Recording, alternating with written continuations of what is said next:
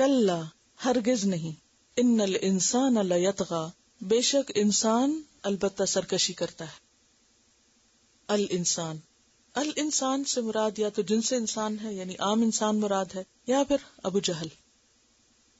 اور کہا یہ جاتا ہے کہ یہاں سے آخر سورت تک آیات جو ہیں وہ خاص کانٹیکس میں اتری ہیں اور وہ ابو جہل کے بارے میں ہیں. ابو جہل کا قصہ یہ ہے کہ جب اسے یہ پتا چلا کہ نبی صلی اللہ علیہ وسلم نے حرم میں نماز پڑھنی شروع کی ہے تو اس نے قریش کے لوگوں سے پوچھا کہ کیا واقعی یہ خبر سچ ہے؟ تو لوگوں نے کہا کہ ہاں. تو اس نے آپ صلی اللہ علیہ وسلم کو دھمکی دی اور کہا کہ آپ اس طریقے پر عبادت نہ کریں، یعنی رکوع اور سجدہ اور اس طرح نہیں کریں، اور اگر میں نے آپ کو حرم میں دیکھ لیا تو میں آپ کی گردن پر اپنا پاؤں رکھ دوں گا. اور ایک دفعہ ہوا بھی ایسے کہ نبی صلی اللہ علیہ وسلم سجدے میں تھے تو وہ آگے بڑھا اپنا ارادہ پورا کرنے کے لیے، لیکن لوگوں نے دیکھا کہ ایک دم پیچھے ہٹ گئے، آگے ہوا لیکن پیچھے ہٹ گیا. تو نے پوچھا کہ تم پیچھے کیوں ہٹے؟ اس نے کہا کہ میرے اور محمد صلی اللہ علیہ وسلم کے بیچ میں آگ کی خندق تھی. بخاری کی حدیث ہے کہ ابو جہل نے کہا تھا کہ اگر محمد صلی اللہ علیہ وسلم کعبے کے پاس نماز پڑھنے سے باز نہ آئے تو میں اس کی گردن پہ پاؤں رکھ دوں گا. آپ کو یہ بات پہنچی تو آپ نے فرمایا اگر وہ ایسا کرتا تو فرشتے اسے پکڑ لیتے، یعنی وہ مجھ پہ حملہ نہیں کر سکتا تھا. کلا ہرگز نہیں، اور کلا کا ایک معنی ہوتا ہے حقاً، بات بالکل درست ہے، یہ ایسے ہی ہے. ان الانسان کہ بے شک انسان لیطغی البتہ سرکشی کرتا ہے، یقیناً انسان بہت سرکشی کرتا ہے. اور خاص طور پر اگر ابو جہل ہو تو ابو جہل جو تھا آپ کو معلوم ہے کہ اس کا نام کیا تھا دور جاہلیت میں؟ ابو الحکم، یہ بہت پڑھا لکھا شخص تھا. عربوں میں چند ہی لوگ پڑھے لکھے تھے، وہ بہت پڑھا لکھا اور بہت سمجھدار اور بہت زبردست جاننے والا شخص تھا.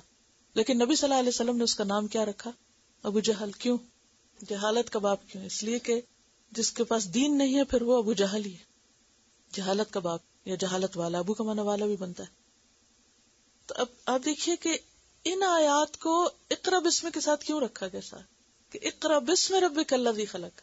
اگر رب کا نام نہیں ہے تو پھر علم انسان کو کیا بنا دیتا ہے؟ سرکش، ابو جہل بنا دیتا ہے.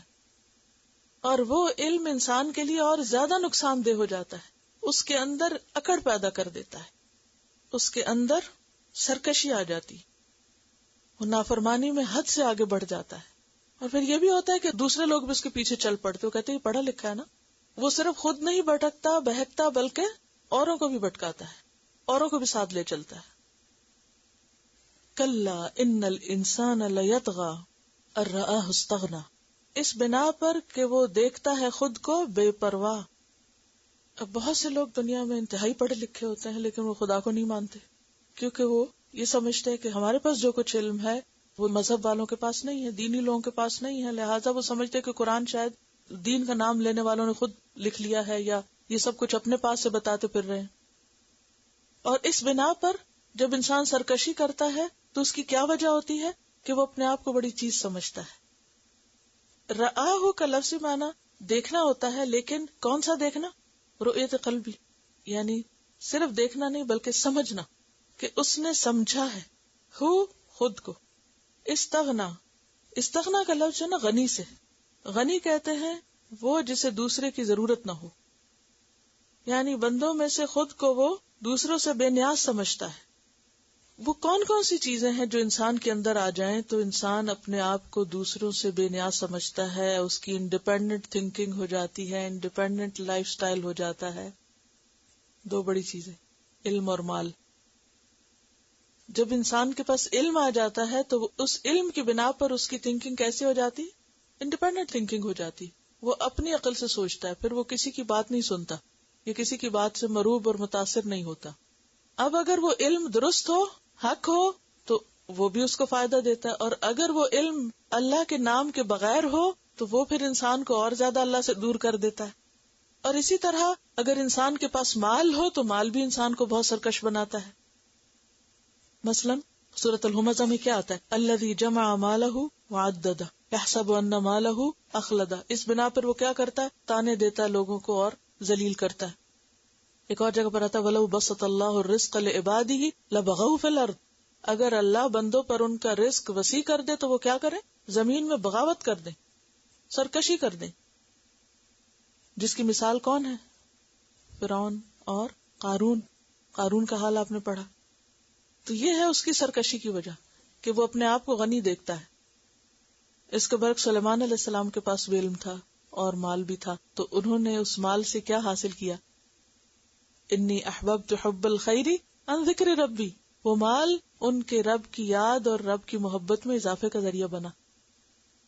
تو فرق کس چیز کا؟ یعنی علم اور مال خود برے نہیں ہیں، ڈپینڈ کرتے کہ وہ ہیں کس کے پاس. اگر علم شیطان کے پاس ہو، ابلیس کے پاس تھا، تو وہ کیا بن گیا؟ شیطان بن گیا. اور مال اگر فرعون کے پاس ہو یا قارون کے پاس تو وہ انتہائی سرکش بن گئے. مال اگر ابو لہب کے پاس تھا تو کیا کہا؟ تبت یدا ابی لہب وتب ما اغنی عنہ مالہ وما کسب. وہ اپنے آپ کو بھلے غنی دیکھیں، بھلے بے پرواہ سمجھے لوگوں سے، لیکن ما اغنی عنہ مالہ وما کسب. تو یہی حال ابو جہل کا تھا. تو اللہ نے قرآن میں کیا سنا؟ فاما من طغى وآثر الحیاۃ الدنیا فان الجحیم ہی المأوی. ان الی ربک الرجع، بے شک تیرے رب ہی کی طرف ہے پھرنا، لوٹنا، واپسی. یعنی انسان کے پاس کتنا بھی علم ہو، کتنا بھی مال ہو، تو اس کی حقیقت کیا ہے، اصلیت کیا ہے؟ سب کچھ یہیں رہ جائے گا. جتنا بھی مال کما لے، جتنا بھی علم اور ڈگریاں اکٹھی کر لے، سب یہیں رہ جائے گا جب تک رب کا نام بیچ میں نہ ہو. ان الی ربک الرجع. آپ دیکھیے کہ عربی زبان کی وسعت، یہ رجع یرجع سے وہاں والسماء ذات الرجع تھا، رجع بھی مصدر اور رجع بھی مصدر. عربی میں بعض اوقات آپ اگر ڈکشنری کھول کے دیکھیں تو ایک ہی مادے سے کئی ایک مصدر نکلتے ہیں، اور بیسک معنی ایک ہی ہوتا ہے جو روٹ کا ہوتا ہے، لیکن مختلف مصادر مختلف طرح کی ضروریات لینگویج کی پوری کرتے ہیں اور پرفیکٹ مطلب دیتے ہیں وہاں. تو یہاں استغنا، صلہ، تقوی کے وزن پر رجع، ورنہ اردو میں تو لوٹنا لوٹنا ہی رہے گا، آپ اس کو کیا کریں گے. اور ارأیت الذی ینہا، کیا تم نے دیکھا اس شخص کو جو منع کرتا ہے، روکتا ہے؟ اشارہ ہے ابو جہل کی طرف. عبدن ایک بندے کو، اشارہ ہے محمد صلی اللہ علیہ وسلم کی طرف. اور عبدن نکرہ، اور نکرہ کس کے لیے ہوتا ہے؟ تعظیم کے لیے بھی ہوتا ہے. یعنی محمد صلی اللہ علیہ وسلم کی طرف اشارہ ہے اذا صلی، جب وہ نماز پڑھتا ہے. اسی واقعے کی طرف اشارہ جو بھی میں نے ذکر کیا آپ کی طرف. ارأیتا، کیا تم نے دیکھا؟ اب یہ جو ارأیتا ہے یہ تعجب کے لیے بھی آتا ہے. کیا غور کیا تم نے؟ دیکھو تو صحیح اسے ہوا ہے کیا. ان کان علی الہدی، اگر ہے وہ یا تھا وہ ہدایت پر. کون؟ عبد.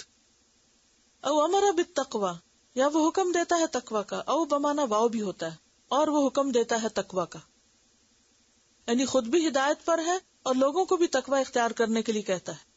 ارأیت ان کذب وتولی، کیا تم نے دیکھا اگر وہ جھٹلاتا ہے اور منہ موڑتا ہے. یعنی ایک بندہ کیا ہے، ہدایت پر ہے اور تقوی کا حکم دیتا ہے، اور دوسرا بندہ کیا ہے، جو اس ہدایت اور تقوی کو جھٹلا دیتا ہے اور منہ موڑ کے چلا جاتا ہے. یعنی یہ شخص جو اللہ کے بندے کو نیک کام سے روک رہا ہے، جو ناحق جھٹلاتا ہے، کیا اس نے کبھی غور نہیں کیا؟ الم یعلم بان اللہ یری، کیا وہ جانتا نہیں کہ بے شک اللہ دیکھتا ہے؟ وہ بھول گیا کہ اللہ دیکھتا ہے. اب دو کردار آ گئے نا سامنے. ایک کردار ہے محمد صلی اللہ علیہ وسلم کا اور ایک ہے آپ کے اوپوننٹ کا. آپ کا کردار کیا ہے کہ خود بھی ہدایت پر ہے، سیدھے رستے پر بھی، اور لوگوں کو بھی کس چیز کا حکم دیتے ہیں؟ تقوی کا.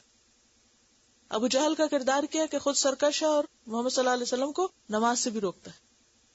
اب اگرچہ یہ اس ابو جہل کے بارے میں کہا گیا، لیکن آج بھی کئی ایسے ابو جہل ہوتے ہیں کہ جو نماز نہیں پڑھنے دیتے، جو نماز پڑھنے کو مائنڈ کرتے ہیں. یہ کیا ہر وقت تم لوگ مصلی پہ بیٹھے نظر آتے ہوتے نا؟ ایسے سنا ہے کبھی؟ یہ تکلیف دہ بات ہے. خود کو مسلمان بھی کہتے ہیں اور پھر نماز سے بھی روکتے ہیں. اچھا، ایک روکنا تو ہوتا ہے نا زبان سے روکنا، اور ایک روکنا کیا ہوتا ہے؟ مذاق اڑا کے روکنا، ڈسکریج کرنا. ایسے سب لوگوں کے لیے کیا کہا جا رہا ہے؟ الم یعلم بان اللہ یری، کیا ان کو نہیں پتا کہ اللہ دیکھتا ہے، ان کی ساری حرکتوں کو دیکھ رہا ہے؟ کلا، ہرگز نہیں. یا دوسرا معنی کیا؟ ایسے ہی ہوگا.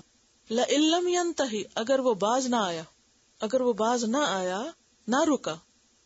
انتہا کا کیا مطلب ہوتا ہے؟ کسی حد پر رک جانا. یعنی اپنے اس عمل سے باز نہ آیا تو پھر کیا کریں گے؟ لنصفعن، البتہ ہم ضرور کھینچیں گے. صفا کا مطلب ہوتا ہے گھوڑے کی پیشانی کے بالوں کو پکڑ کے کھینچنا. کبھی آپ نے دیکھو کہ بکرے وغیرہ کے وہ جو ہوتا ہے نا کہ لمبے کان، ان سے بھی پکڑ کے لوگ کھینچ رہے ہوتے ہیں. تو یہاں ہے پیشانی کے بالوں سے کھینچنا، کیونکہ سامنے سے کھینچنا پھر آسان ہوتا ہے نا، سامنے کسی کو پکڑا جائے قابو میں آ جاتا ہے. لنصفعن، ہم ضرور کھینچیں گے، بالناصیہ، پیشانی کے بالوں سے. اور پیشانی سے مراد پورا سر، اور پورے سر جو ہے اگر ہاتھ میں آ جائے تو پورا بدن ہی آ جاتا ہے. ہم ضرور کھینچیں گے پیشانی کے بالوں کو. ناصیۃ کاذبۃ خاطئہ، ناصیہ جو پیشانی ہے، کاذبہ جھوٹی، خاطئہ سنفل گناہگار.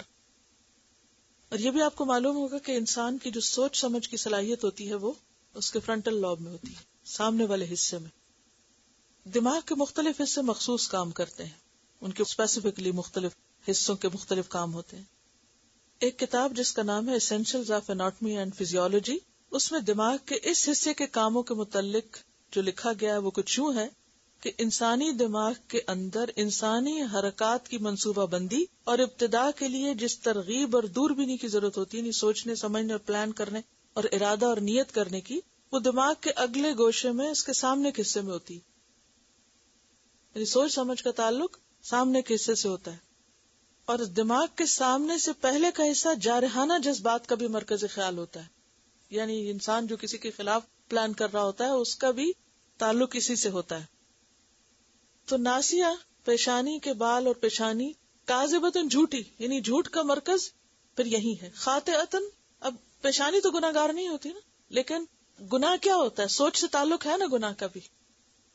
اگر آپ کے دماغ میں کھلبلی مچی ہوئی ہے کسی کے خلاف غلط کام کرنے کی، تو ان بعض الظن اسم، بعض گمان گناہ بھی ہوتے ہیں. تو ناسیۃ کاذبۃ خاطئہ فلیدع نادیہ، پس چاہیے کہ بلائے اپنے مجلس کے ساتھیوں کو. نادیہ جو ہے یہ نام نہیں ہے، نادیہ یہاں نادی ہے، اور ہو جو ہے اس کی یعنی ضمیر ہے. بیسیکلی اصل لفظ کیا؟ نادی. ہو ہٹا دینا، ہو ضمیر ہے. نادی چاہیے کہ بلائے نادی کو، اپنی نادی کو بلا لے.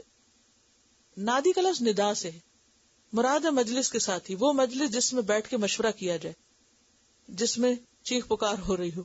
اسی سے دار الندوہ تھا. اور آج کل کی جدید عربی میں نادی کہتے ہیں کلب کو، جی، جہاں پر ہلا گلا بھی کر سکتا ہے انسان، بات چیت اور میل ملاقات. تو نادیہ اپنی مجلس یعنی اپنے ساتھیوں کو، اس کے جو دوست ہیں ان کو بلا لے، یعنی مددگار اپنے. سند الزبانیہ، ان قریب ہم بھی پکاریں گے زبانیہ کو، ہم بھی بلائیں گے زبانیہ کو.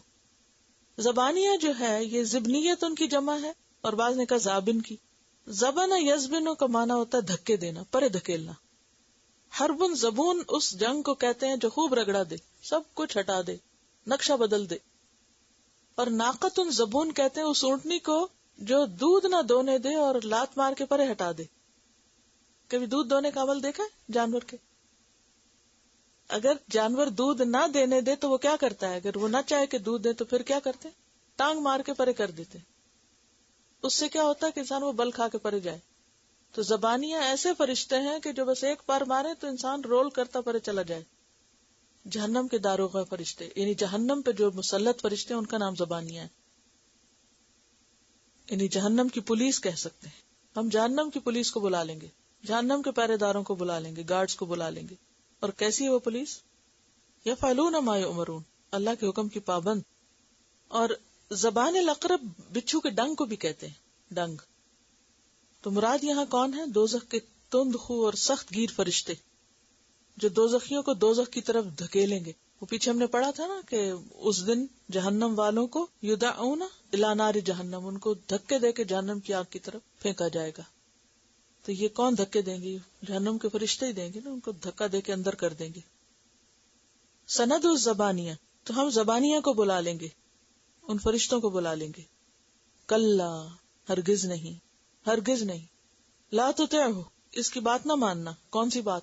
نماز نہ پڑھنے کی. اس کی مخالفت کے باوجود نماز نہیں چھوڑنی. اس سے کیا پتہ چلتا ہے کہ اگر کوئی کسی کو نماز پڑھنے سے منع کرے تو انسان کو منع نہیں ہونا چاہیے. واسجد، اور سجدہ کرو. واقترب، اور قریب ہو جاؤ، کیونکہ سجدہ انسان کو اللہ کے قریب ترین کر دیتا ہے. حدیث میں آتا ہے وَأَمَّا الرُّكُوعُ فَعَظِّمُوا فِيهِ الرَّبَّ، رکوع میں اپنے رب کی تعظیم بیان کرو، یعنی سبحان ربی العظیم پڑھو. وَأَمَّا السُّجُودُ فَأَكْثِرُوا فِيهِ مِنَ الدُّعَاءِ، تو اس میں دعا کثرت سے کرو، کیونکہ رکوع میں کی ہوئی دعا قبول ہوتی ہے. فَقَمِنٌ أَن يُسْتَجَابَ لَكُمْ، مسلم کی روایت ہے. ایک اور حدیث میں آتا ہے حضرت صوبان سے کہا کہ اے صوبان، کثرت سے سجدہ کیا کرو، کیونکہ جب تو اللہ کو سجدہ کرے گا تو اللہ ہر سجدے کے ساتھ تیرا درجہ بلند کرے گا اور تیری خطا معاف کرے گا۔ اور ابو ہریرہ کی روایت ہے، بندہ اپنے رب کے نزدیک سب سے زیادہ قریب اس وقت ہوتا ہے جبکہ وہ سجدے میں ہوتا ہے۔ واسجد واقترب، اور صحیح مسلم کی روایت میں آتا ہے کہ نبی صلی اللہ علیہ وسلم اس آیت پر سجدہ ادا کرتے تھے۔ اور ویسے بھی آپ دیکھیں کہ مومن کی پہچان کیا ہے، مومن کس سے پہچانا جاتا ہے؟ صحابہ کرام کے بارے میں آتا ہے نا، سیماہم فی وجوہہم من اثر السجود، اور اس کے برعکس مجرم کس سے پہچانے جائیں گے؟ یعرف المجرمون بسیماہم فیؤخذ بالنواصی والاقدام۔ تو مومن کی پہچان ہے سجدہ، اور وہ سجدہ مومن کے چہرے پر آ جاتا ہے۔ ویسے بھی آپ دیکھیے کہ نبی صلی اللہ علیہ وسلم کو قرآن پاک میں بارہا حکم دیا گیا سجدے کو، من اللیل فاسجد لہ وسبحہ لیلا طویلا۔ صحابہ کرام کے لیے آتے تراہم رکعا سجدا۔ اور پھر آپ دیکھیں کہ سجدے میں بھی انسان کی یہ ناصیہ ہی بیسیکلی زمین کے اوپر لگ رہی ہوتی، اور زمین پر اس حصے کا لگنا انسان کی اصلاح کا ذریعہ بھی، عاجزی کا ذریعہ بھی ہے، اور اللہ تعالیٰ سے قریب ترین ہونے کا، کیونکہ اللہ نے بندوں کو اپنی عبادت کے لیے پیدا کیا نا، اور عبادت کا بہترین مقام جو ہے وہ سجدہ ہے، اور پھر اسی کے ذریعے قرب ہو سکتا ہے۔ پھر آپ دیکھیے کہ کئی لوگ سر نیچے پاؤں اوپر کر کے اور کئی طرح کے جتن کرتے ہیں دماغ کو تیز کرنے کے لیے اور صحت کو اچھا کرنے کے لیے، سجدہ بہترین چیز ہے، اور طویل سجدے اور بھی اچھے ہیں۔ تلاوت۔